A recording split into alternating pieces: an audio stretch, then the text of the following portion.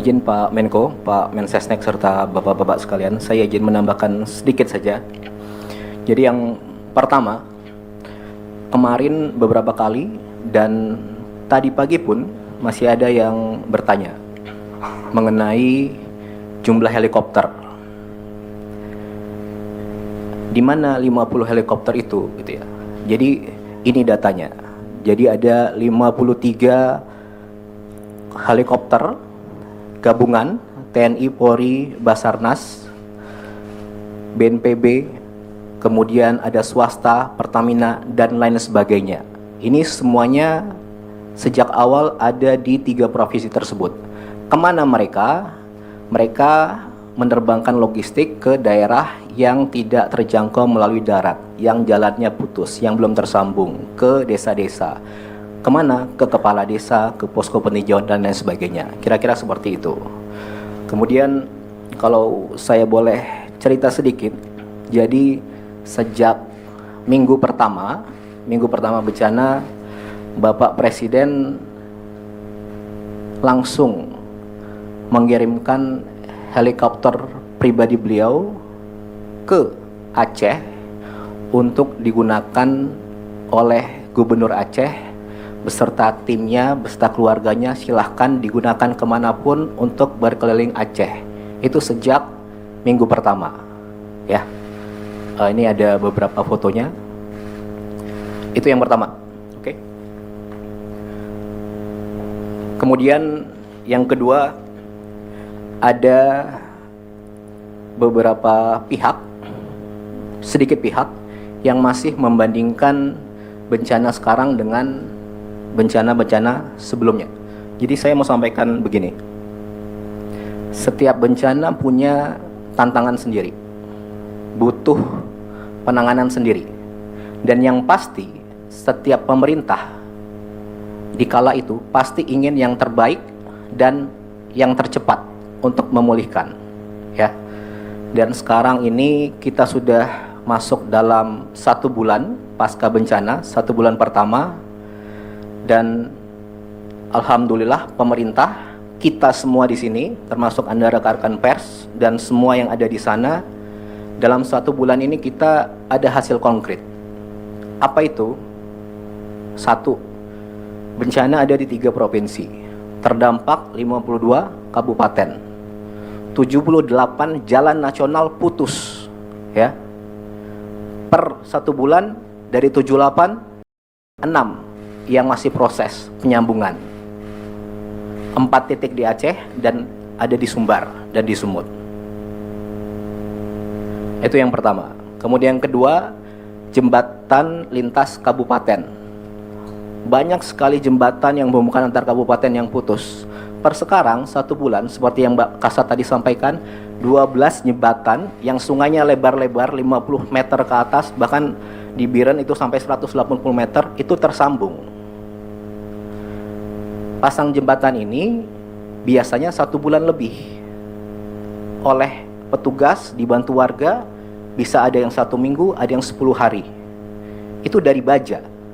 Bajanya beratnya 30 sampai 50 ton, ya. Kenapa jembatan yang utama di kita fokus selain yang lainnya? Karena agar bisa jalur logistik masuk, tembus antar kabupaten, antar provinsi. Yang belum tembus kita pakai bantuan udara, itu ya. Ini ada beberapa videonya. Ini jembatan ke-13, sudah 90% hampir jadi di Batang Toru. Ini juga lebar juga. Jadi semuanya bekerja pagi, siang, malam, bagaimana secepat mungkin itu bisa pulih. Itu yang kedua. Kemudian yang ketiga, mengenai jumlah hunian. Dalam 1 bulan ini, seminggu ke depan ada 600 rumah hunian yang akan jadi. Minggu depan insya Allah jadi.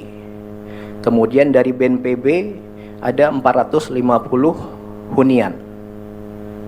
Bapak Presiden menginstruksikan ke Kepala Danantara untuk bangun secepat-cepatnya rumah hunian 15.000 rumah.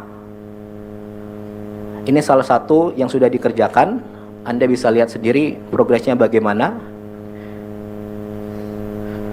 Kemudian selanjutnya lagi, Menteri Perumahan minggu lalu sudah mulai bangun 2.500 rumah hunian tetap di Sumatera Utara.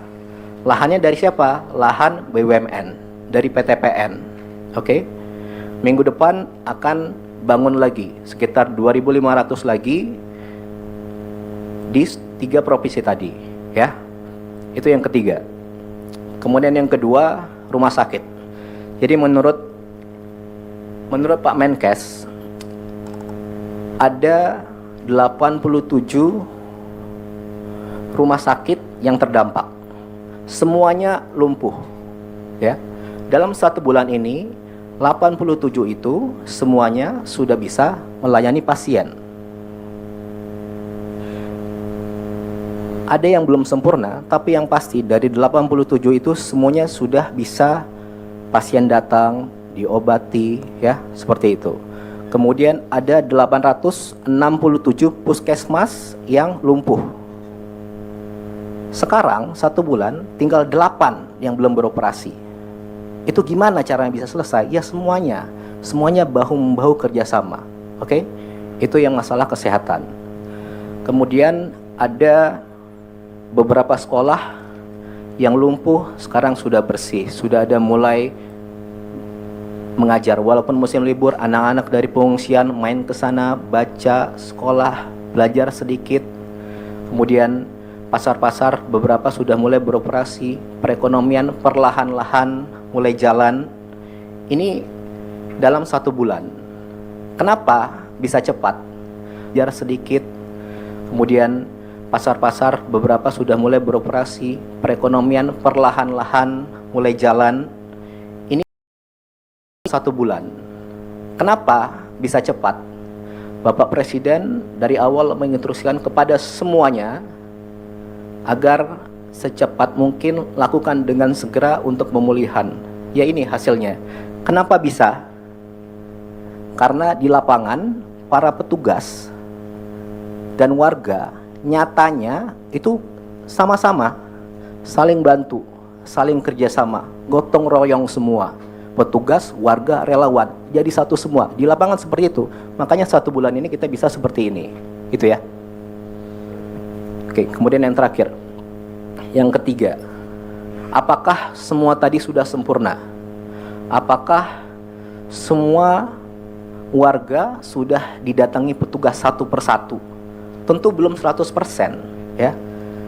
Tapi alhamdulillah sejak kemarin banyak relawan yang datang ke daerah terdampak, benar-benar tulus, ikhlas untuk membantu. Ketika di lapangan mereka temukan, mereka ke titik yang belum ada bantuan atau belum ada petugas, mereka laporkan, mereka sampaikan, mereka informasikan kepada TNI, Polri, BNPB, petugas di lapangan semuanya, sehingga yang belum bisa dilengkapi, yang belum ada bantuan bisa segera didorong pakai helikopter dan lain sebagainya, ya. Makanya mari kita di sini semua sama-sama, kuncinya saling melengkapi. Oke? Jadi kalau Anda datang memang niatnya benar-benar tulus, bukan cari keuntungan sendiri, ya ayo kita sama-sama, kita bantu. Banyak sekali ya yang seperti itu, ya. Semuanya kira-kira seperti itu, datang tulus ikhlas untuk bantu. Oke? Jadi rakyat Indonesia ini adatnya saling bantu.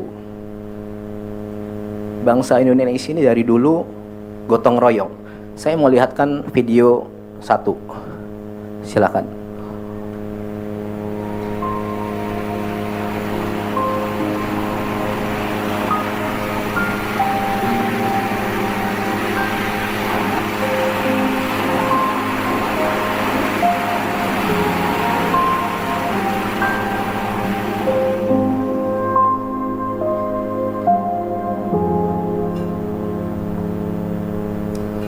Oke, jadi saya mau sampaikan begini.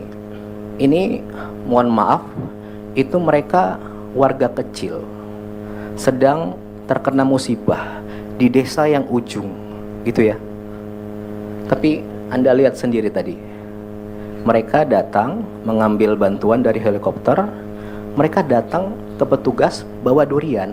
Mungkin makanan satu-satunya mereka ya durian itu gitu. Tapi mereka datang jauh lari, temannya manggil, tunggu, terus ngasih ke petugas gitu. Kenapa bisa kayak gitu? Karena ada kebersamaan di situ, ya, saling melengkapi di situ. Jadi karena mereka tahu semuanya ini sedang sama-sama berusaha, ya. Oke. Jadi terakhir sekali lagi saya mau sampaikan, ayo kita semua sama-sama saling bantu, saling melengkapi. Kuncinya saling melengkapi. Terima kasih kepada seluruh petugas, relawan, warga. Itu saja. Terima kasih. Wassalamualaikum warahmatullahi wabarakatuh.